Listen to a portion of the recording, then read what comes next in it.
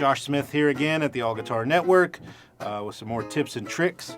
So we've been talking a lot about the shuffle and blues rhythm guitar and just blues in general. And let's start to expand on kind of what you can do in that 12-bar blues framework.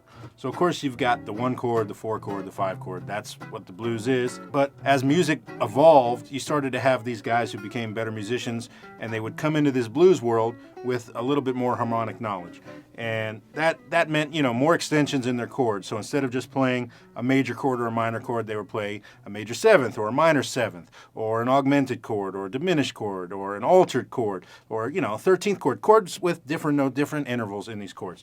So then they would also start to add in passing chords, meaning chords connecting one chord to another. So that could be as simple as chromatically connecting one chord to the next, or things like turnarounds, like a 2-5-1 turnaround, which is literally exists to lead you to the next chord. So when you play a 2-5-1 turnaround, so let's say we're in A, the 2 would be B minor, and the 5 would be E, and it leads you back to the 1.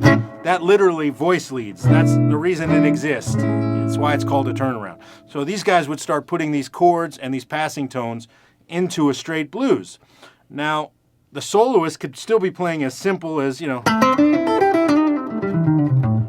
straight blues, but these passing tones started to give guys new things to play over and new, you know, sounds to kind of highlight in their soloing.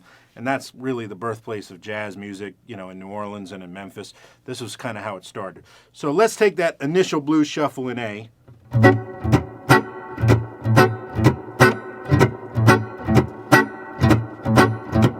So right here we're approaching the bar of the 4 chord. Now the first most simple thing you can do to connect these chords together would be chromatically play a little figure like this. Now I know that sounds really simple,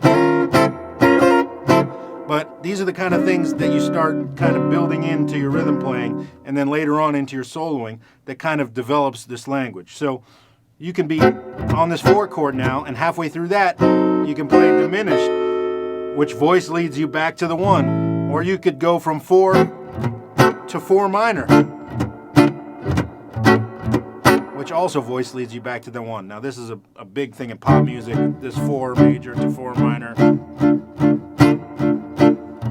Probably heard a million Beatles songs that do that. Anyways, these are the things that these guys would be playing in rhythm. So then it comes time for the 5, they would replace the 5 with a 2-5-1 turnaround.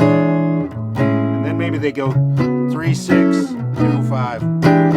And they start playing all these little intervals like sharp 9, flat 9, back to a major 7. And this was kind of the beginning of, you know, expanding on these chords. So I'm just going to play a 12-bar blues here where I kind of just randomly interject passing chords and different tones and stuff. So here we go.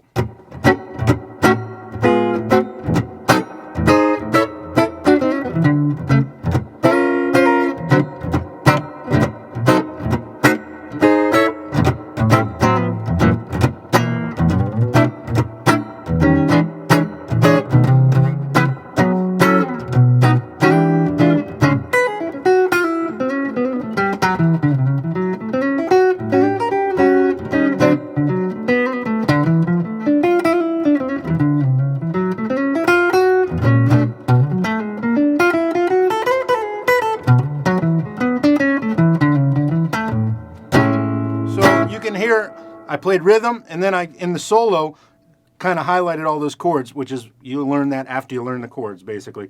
This was kind of the beginning of jazz, really, is where this came from, was guys spelling out the intervals in these chords and then finding these new chords that go in between chords, connecting chords together. That's really what makes the difference, not just soloing over the chords, but connecting one chord to the next chord. That was kind of the beginning of this feel, and, you know, then you can work on that for 10 years, basically, and maybe end up, you know, halfway okay. It's a lot of work, but it's also really fun.